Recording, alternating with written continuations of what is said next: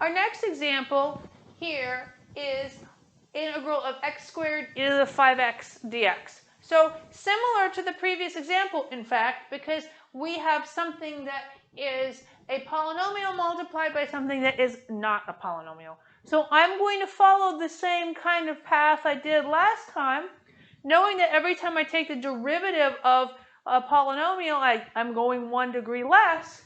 I'm going to use that to try u being x squared and dv being whatever other garbage that happens to be. So that is always a good first choice.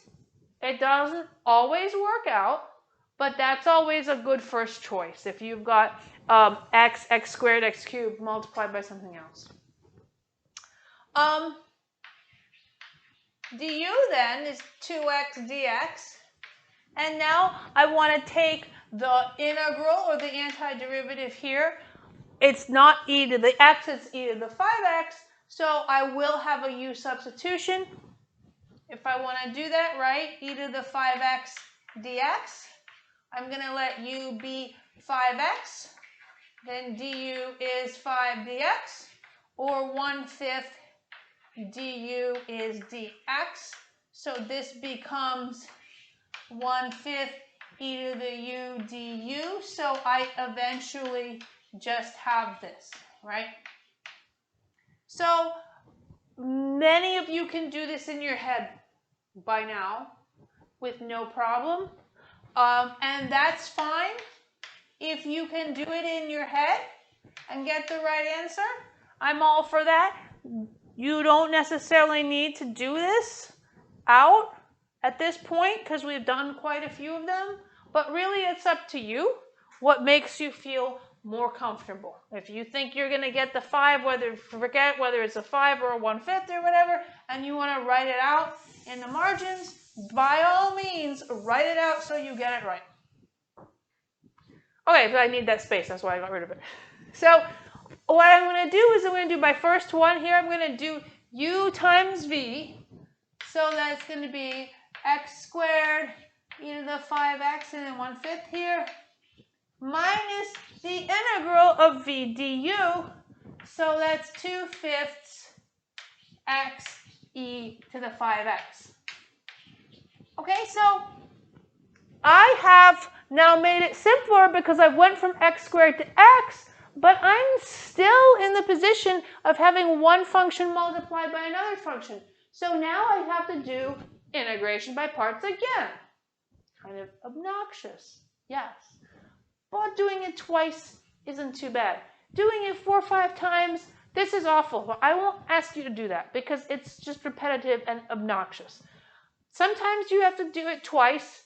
Occasionally, you might have to do it 3 times. I try to avoid those too. But it does happen for some of them, and you can see very easily if you've got a case like this where you have a higher power, the higher power, each time you take a derivative to do the integration by parts, you're going to go down 1. So if this was x to the 4, I have to run the integration by parts 4 times in order to get my answer. So I'm not going to ask you to do it. But the other thing you have to do, or be careful of, when you do this, is kind of keeping everything straight. Okay?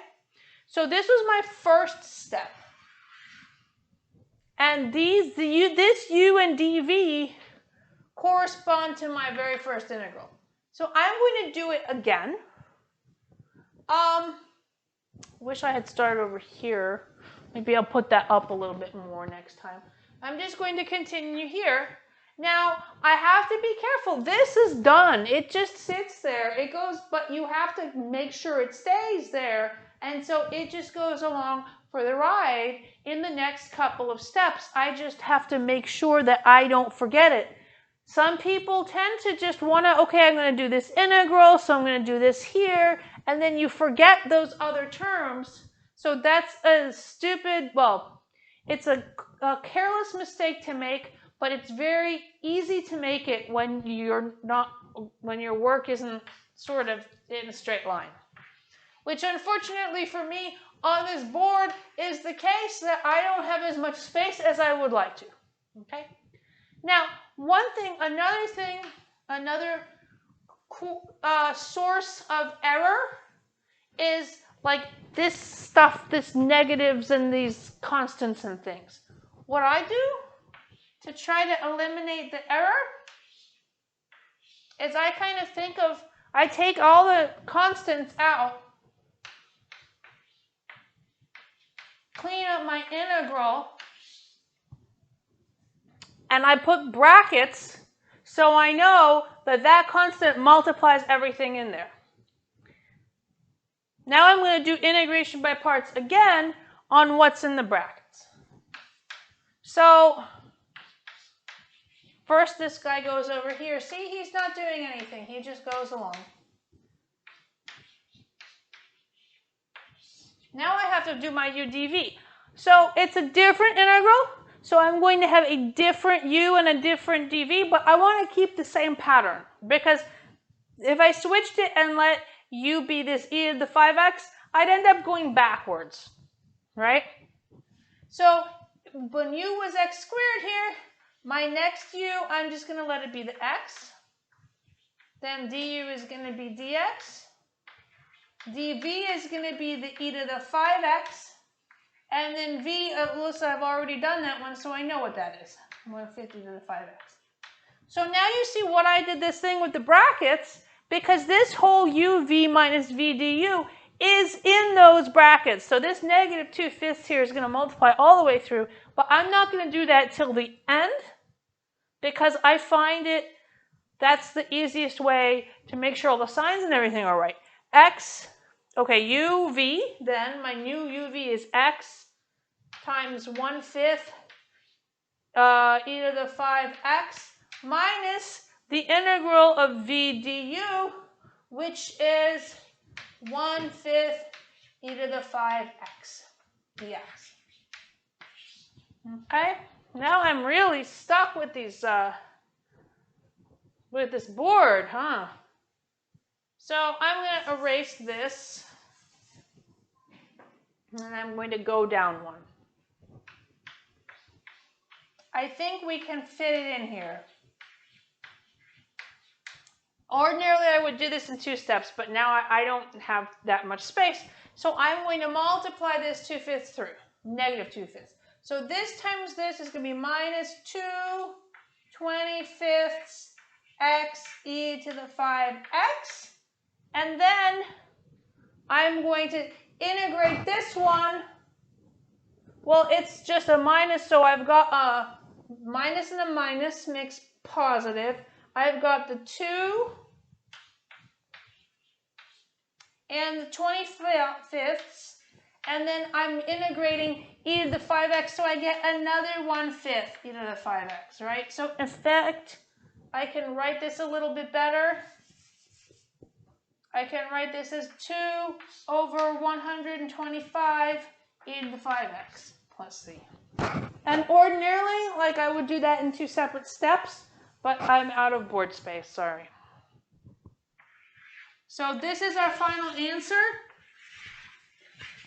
Now, let me say, if it was the case that it was an x cubed here, I would have had to do this 3 times. So I would have had this, I would have had these brackets, I would have another integral here where I would have to do it again. So I would have another set of brackets, okay? And then this negative 2/5 would go all the way through, and then this, whatever this was, would go all the way through. And at the end, so when I have to do it multiple times, I do it that way. There is a method that you may see online or on some of the YouTube videos, or some of you may know it already, where you can set up, if it's a multiple one of these, there you can set it up as a little grid and then figure it out that way. There's this little trick. I don't use that trick because we don't do that many of these in Calc 2 that it's worth my remembering the trick. But if you know the trick or you want to use the trick, it's fine with me and I don't mind.